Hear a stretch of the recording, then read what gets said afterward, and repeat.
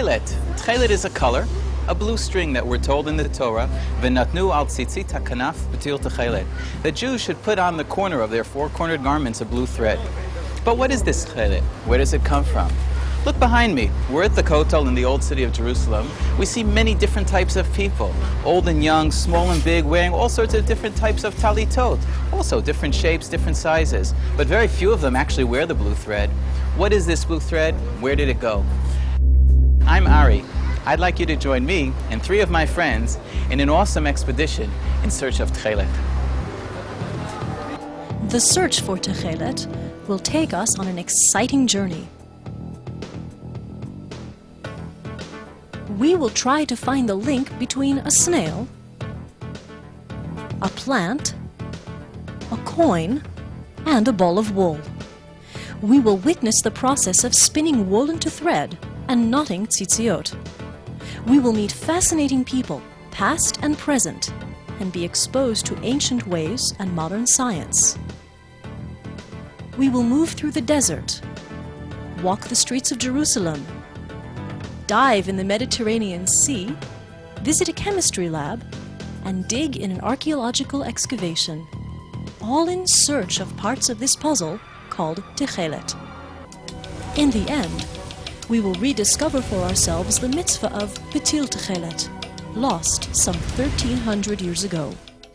What we have to keep in mind is that in ancient times, they didn't have all of the colors that we now have, the yellows and reds and greens. Everybody wore a kind of combed wool, like this talit, raw wool. It was a beige or a brown or a gray. So when the Jews would wear this blue, bright blue thread on their clothes, it would stand out immediately. People would immediately look at them and say, oh, that's different. Also keep in mind that who wore blue in ancient times? It was the kings. We see in the Megillah, Mordechai came out from before the king wearing Techelet, wore royal clothes. He wore royal clothes when he left the king. Techelet. That's what he wore. The blues and the purples, that's what the kings and the priests wore. You have a manuscript here, a medieval manuscript, where you can see there's a picture of King Solomon, a picture of Aaron the priest, and both of them are wearing the Techelet and the Argaman. Both of them are wearing the blues. And that's exactly what the Techelet would connote. The ideas and the imagery that would be brought up when a person would look at these strings. He would remember, I'm not a peasant farmer. And no matter what his station in life, he would realize and he would hold his head up high and remember, I am a priest, I am a king, I am a prince. Our first clue as to what the Techelet color is made of comes from the Talmud. Our sources tell us that the dye is derived from a snail, in Hebrew called a chilazon, found in the waters of the Mediterranean. The snail is similar to the sea, and its form is similar to a fish, and it comes up once in 70 years. Therefore, it is expensive. We need all our powers of deduction and imagination to understand from this what the chilazon is.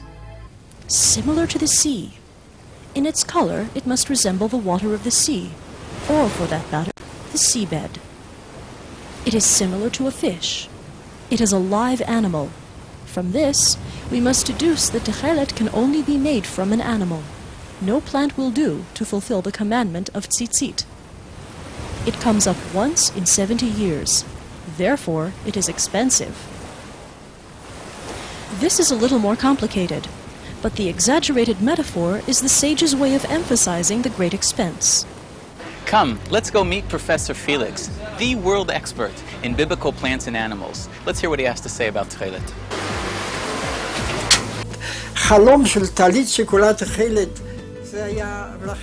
It was our dream to have an entire talit made with Techelet. Fathers passed down the tzitziot, the talitot, throughout the generations. It was so expensive, that is why they used the Techelet in a very limited way. We know today that it takes many snails to make one set of tzitzit. Our sages told us, often in metaphors, that the Techelet was made from the snail. But which snail? Excavations at Hof Dor, known as the ancient city of Dora, shed light on our own search for Techelet.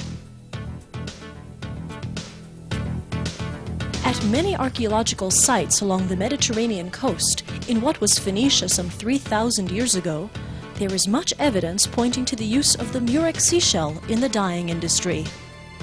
Ancient coins from Tyre show the Trunculus as the symbol of this dye-producing city. Mounds of shells and vats with color stains indicate that these are the remnants of the dibromo indigo extracted from the murex. This purple color is the royal purple, known in Hebrew as argaman. This site is very interesting because it's located on the coast, and in the Israelite period and in the Persian period it was a Phoenician city. It had a very interesting harbor. We are just now looking towards the south harbor of the Israelite period. And we also have here in this area, very close to the harbor, we have this purple dye installation which is so unique to find. By deep-sea diving off the same coast today, we can reenact the process of extracting the dye from the Murex family of seashells.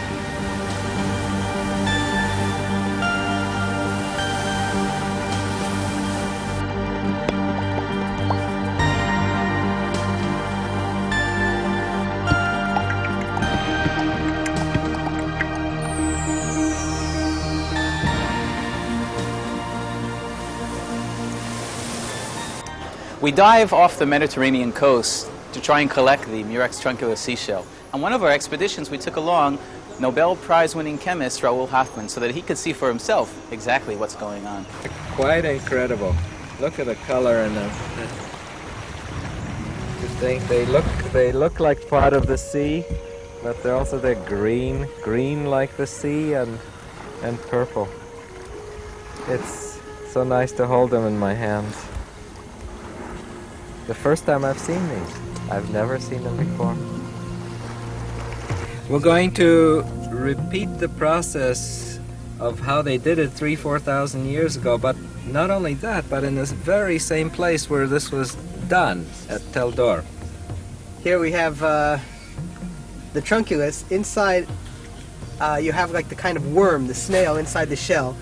Right about here, on the back of the worm, there's what they call the hypobranchial gland. Right. That's where the dye is stored, and that's what we're Right. going to get to. So we're going to try to break that open now. Now you break it right at that point. Right at that point. And here you can see, there it is. You see that? This whole yellowish gland. That's what we need. That's where the dye is stored. Okay. Just that yellowish gland there. That's it. Mhm. Yeah. So Okay. we'll take this off.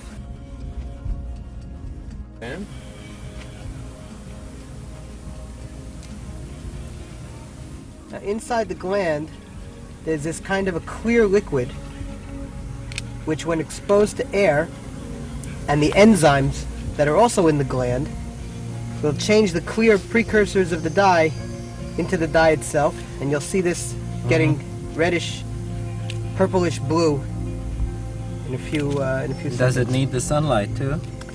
Well, some of the literature says it does, some of it says it doesn't. So I don't know the answer to that question. Here, we'll just do it again. That's all. That's the whole gland. That little thing. Not the yellow part, but just that little Right. thing We'll up do it top. again. Here, just do another one. Okay. Can you see? Yeah.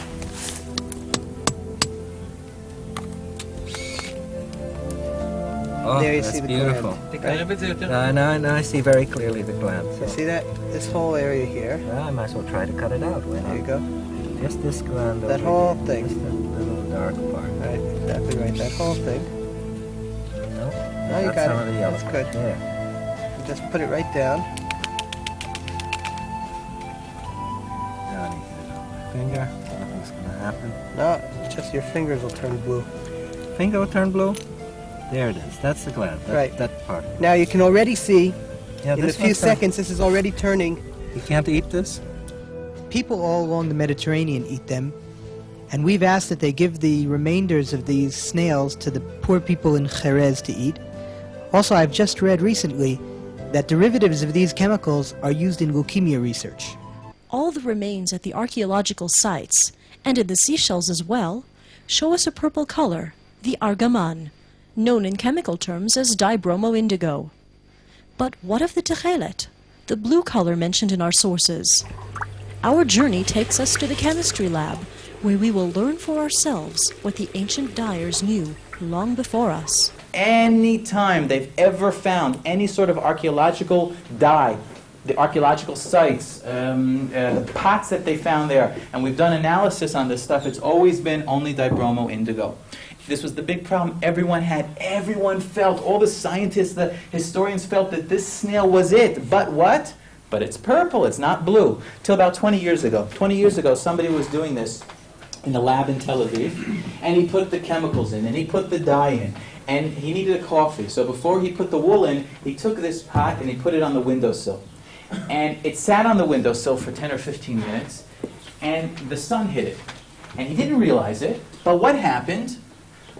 The sun broke the bonds of the bromine atoms. Once the bromine atoms disappear, what are we left with? Not dibromo indigo, indigo. Indigo is a blue color. Indigo is the color of blue jeans. Levi's blue jeans were traditionally made with indigo. So now what happens is, you put your chemicals and dye in. You let the sun hit it for a few minutes. You then put your wool in. You're not putting your wool into a solution of purple dibromo indigo. You're putting your wool into a solution of blue indigo. You cook it, and when it comes out, you have this beautiful blue. To see the Techelet chemistry is something entirely new. The actual chemistry is something we only learned this century. It's good to see that knowledge rediscovered. It's a chemistry that came from people and should be returned to the people. There are three clues which will help us identify the true Tekhelet. The first is that it has to come from a sea creature. As the Tosefta says, Tekhelet min achilazon kasher. It has to come from a snail, from a conch, from a chilazon. And that we've already seen. The second criterion is that Tekhelet has to be a steadfast dye. It has to be fast within the wool and not fade. She'omedet biofio, says the Rambam. According to Jewish tradition and Jewish law, the dyeing of wool as Tekhelet has to be a permanent dye which does not fade. It does not fade when it's laundered again and again. It does not fade when it hangs in the sun, exposed to the sun, and it doesn't fade due to rubbing and in its use as a textile. We have found that the dye stuff, which is based on a ring system of the indigo, this is the chemical basis of the Techelet dye produced by the Trunculus shellfish. And we can certainly say that regarding the ancient world, it was the most permanent and stable dye stuff that they could ever find. There are lots of things which stain something colored. I mean, even if we eat some berry or something. But the trick in making a good dye is it has to be fast. It has to. No one's going to buy a shirt that's going to wash out the dye in one day, in one wash. So this is now fixed into the fabric of the wool. Third criterion, which we know from the Gemara, is that it has to be identical to a counterfeit Tekhelet, a counterfeit dye, which was rampant in the times of the Gemara, and that was called kala ilan, or indigo. It came from a plant source, from the woad plant or the istis source. This plant, which can produce the indigo dye, another plant known as the indigofera species from India was most probably the kala ilan or kela ilan of the Talmud. The plant and the dye that the Talmud warned against using because it was very difficult to distinguish between kala ilan and real Techelet. However, in today's world, with a liquid chromatograph that we have seen earlier, one can definitely distinguish between an indigo that is plant-derived from indigo that is animal-derived, because in the animal-derived indigo, that is the snail-produced indigo, one can also see dibromo indigo, which can only come from a snail and not from a plant. Now we know that Medrash and Baba Metzia that says only God can distinguish between them. Why? Because they're absolutely identical. So of course you can't distinguish between them. The search for Techelet for tzitzit brings together two ancient crafts and industries. We have already seen the dyeing process reenacted. Let's look at the ancient textile industry, the spinning of wool into thread to be woven into fabric for clothing and other uses. Tzitziot are made of wool. The process of making them reminds us of the process used in the desert by our ancestors in building the Mishkan. The rabbis of the Mishnah organized the concept of work that one rests from on Shabbat into 39 major categories called the 39 Avot Melacha. These categories were used in the building of the Mishkan.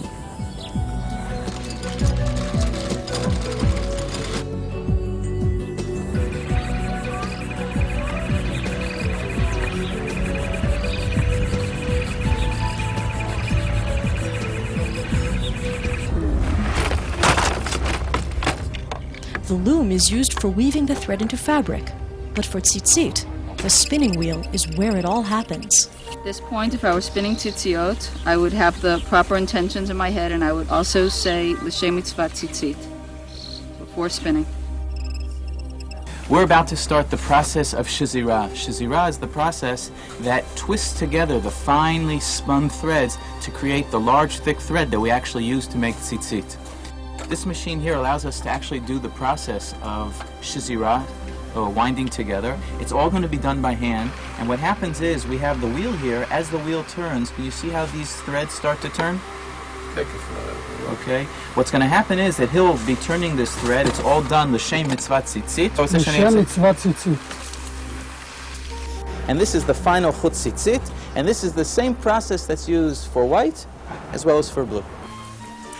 I'm here now with Rabbi Tewger, one of the founders of our Amuta and the person who taught us all that we know about the Techelet, who is going to help us do the tying of the tzitzit. Before placing the strings into the tzitzit in the corner, one must say l'shem mitzvah tzitzit. When we tie with the white, we are remembering the way that we tied with the Techelet.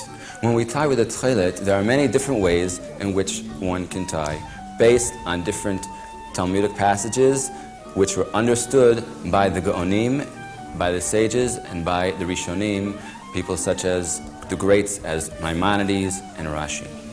If Techelet was so important to Am Yisrael, so important that 3 times a day in the Shema, the Jews say the word Techelet and ask that we have Techelet on our garments, how could it be that it was forgotten? And that brings us to the Roman Cardo, the ancient Roman street in the middle of the old city. And truthfully, it was the Romans that started the demise of Techelet. First of all, the year 70, the temple was destroyed, the city of Jerusalem was destroyed, and finally Eretz Yisrael was decimated. And that meant the Jews were exiled. Where were they exiled to? They were exiled to Babylon. In Babylon, they didn't have access to the Mediterranean. They didn't have access to the snails that create Techelet. Secondly, by the year 380 or so, the Romans declared that anybody wearing these expensive garments, other than Caesar himself and some of the generals, should be put to death. Thirdly, the tremendous expense of these garments made it impossible for an impoverished Jewish community to afford them. And finally, the Arab conquest of the entire Middle East put an end to this ancient craft of dyeing with Techelet. Our story begins in the 1880s, when the Radziner Rebbe decided that the Messiah couldn't come until we had Techelet. So he studied all the sources, and he made a trek to Italy, to the Mediterranean, and he went into the ocean, and he said, I found it. What did he find? He found a squid. It took him a long time, and finally was able to produce some sort of a blue dye. Many of his Hasidim wore it, but it generally wasn't accepted by the religious population of Europe at the time. Came along Rav Herzog. Rav Herzog was the first chief rabbi of the state of Israel, and he wrote his doctoral thesis on Techelet. Rav Herzog studied the Radziner as well as all the secular, religious, and chemical, and historical, and archaeological sources, and he was able to look at the Radziner dye and disprove it for many reasons. The bottom line was Rav Herzog was convinced that it had to come from a mollusk, and in the majority of his research he found there was only one snail that it could be, and that was the Murex Trunculus. And after 80 years of research since Rav Herzog, with chemical advances and historical and archaeological research, a person by the name of Rabbi Tewger went to the ocean 7 or 8 years ago, found the snail, studied the sources, went to the Chemical Institute, learned how to dye, and 3 of us joined him at the ocean one day, collected some snails, and started producing the Techelet. And that's how Amutat Ptil Tekhelet was formed, the Ptil Tekhelet organization. Here we saw the opportunity to actually bring back a commandment in the Torah, bring back a mitzvah in the Torah that has been lost for 1,300 years. And I think since that day on the beach, the three of us, the four of us, we all decided that this is the opportunity to actually take something that God commanded the Jews on Mount Sinai, that's been lost for 1,300 years, and to bring it back to the Jewish people. Color is an emotional experience. Techelet is the emotional reminder of the bond between ourselves and Hashem, and how we wish to get closer to Hashem with Ahavat Hashem, the love of Hashem, the love of Torah and mitzvot. Our journey's taken us on a trek of thousands of miles. We've been on the mountains, we've been in the water, we've been in the chem labs. But what's it all about? Is it all about just making a color from a snail that's found in the Mediterranean? Really not. Techelet is a world in and of itself, and much more than just a blue thread. So the next time you read the Shema or kiss your tzitzit, hopefully it's going to make a little bit of a difference. Why is that? Because the blue of Techelet brings you to think about the ocean, and the depth of the ocean reflects the infinity of the sky, and the endlessness of the sky really brings you to think about the creator of the universe.